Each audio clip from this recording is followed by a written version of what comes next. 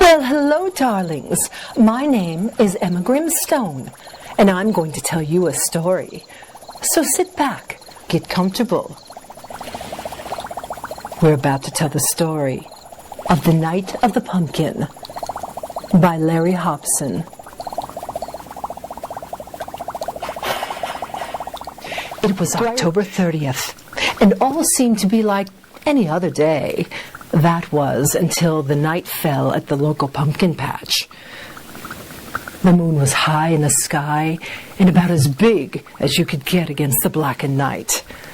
A few clouds still lingered from the rain from the storm the night before, leaving the area of the pumpkin patch wet and muddy. Pumpkins lying all over the muddy ground, just waiting for the rush of the children to stomp through the field. They would be looking for just the right pumpkin to carve and set out on their front porch. However, if you looked closely, you would see one pumpkin that stood out a little more. The pumpkin, it seemed to be moving. A path in the mud could be seen if one closely looked at the trail of the muddy soil. The pumpkin was still attached to the vine, but the vine was stretched out as far as it could without the pumpkin being disconnected. This wasn't a very pretty pumpkin. It had bumps all over it and a big black spot at the very bottom that seemed to be rotted. The next day dawned, the sun streaming into the fields, and the kids came from all over town, each trying to get the very best pumpkin in the patch. Pumpkins everywhere were being wrapped up in the field, becoming bare, except for one lone pumpkin. It was being passed by as everyone searched for their absolutely perfect pumpkin. Nightfall settled quietly in the little patch at the edge of town. Everyone had gone home to carve their pumpkins and get ready for Halloween the next day. Oh, the pumpkin patch had been stomped and tromped and was nearly empty with the vines crushed into the mud. The moonlight spilled over the fields, illuminating a seemingly misshapen lump. It was the strange little pumpkin with the bumps. No one had noticed that the pumpkin had been moving, little by little. The bumps were growing larger. The black spot had become darker, with a purple-green vein pulsing within. The vine was no longer attached, and the path in the mud stretched longer than ever. The morning came, bringing with it Halloween.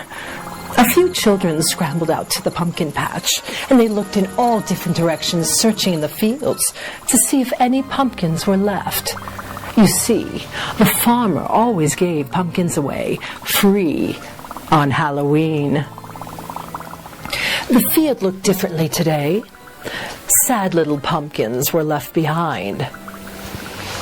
Some were too small, some were too big, and some just didn't look good enough to set by the front doorstep.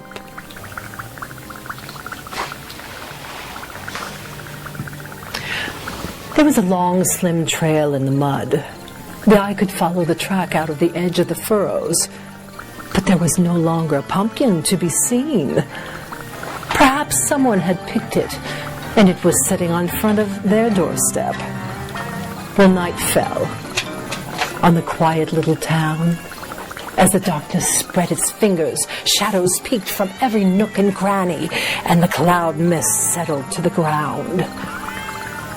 A two-legged thing entered the pumpkin patch.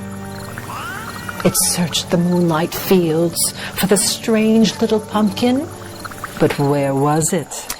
As the strange form turned to scan the furrows, the pumpkin appeared. Whatever it was in that field, it had control of that one pumpkin. Or did the pumpkin have control of it? The large black spot had spread and rotted away. There was now a large empty hole in the bottom of the pumpkin with a green, pulsating purple vein to be seen. This pumpkin was on the move. The night of the Halloween was setting in. One more night with the moon full and bright. A large figure was moving across the darkened pumpkin patch. The figure seemed to be standing, dressed in black, with the head of a pumpkin very prominent upon its shoulders. The head was pumpkin orange, while the rest of the form was wrapped in a black overcoat. What it appeared to be hands were instead shiny steel knives. 3 of them. They were coming out from each arm of the overcoat, and the creature was moving through the muddy field and out to the road that led to town. Children ran in every direction. Costumes of every description could be seen.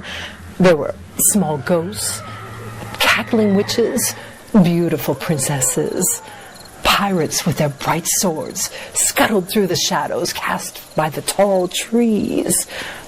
A small figure stepped out from the shadows.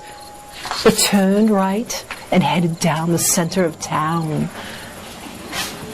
As it passed by, children going from door to door made jokes about the costume with the black coat. It was covered with mud, and the pumpkin on its head looked so bad. Did this guy really think he was scary? As the creature passed, it touched each child. Their head immediately changed into a pumpkin with big, large bumps all over it. No one seemed to know what was happening until one child looked at his friends. They all looked the same. Each tried to remove the pumpkin head that seemed to be attached to their body, only to find out that they could not remove it. It wasn't just setting on their head. It had become their head. The children on this Halloween night had been given a real treat. It was not the candy that they ended up getting, which would have been the treat. But I should say it was a trick. Each child had the head of a pumpkin, and they started walking in the same direction of the pumpkin patch. The road was softly lit by the glow from the huge orange moon. All that was visible was the sea of hundreds of orange pumpkins walking toward the pumpkin patch. Each pumpkin-headed child had forgotten all about the bags containing all the candy that they had collected. They had been dropped to the ground. If you looked very closely, you could see a dark figure be crouching to the ground. The creature was filling his sack with all the discarded candy. Well, the phone at the local sheriff's station was ringing off the wall.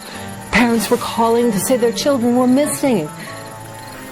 They seemed to have hundreds of children that had disappeared in this town all at once. Everyone started looking for the missing children, but nothing but empty candy bags could be found. The next morning, the pumpkin patch had taken on a whole new look. There were little figures with pumpkin heads lined up down the furrows of the field.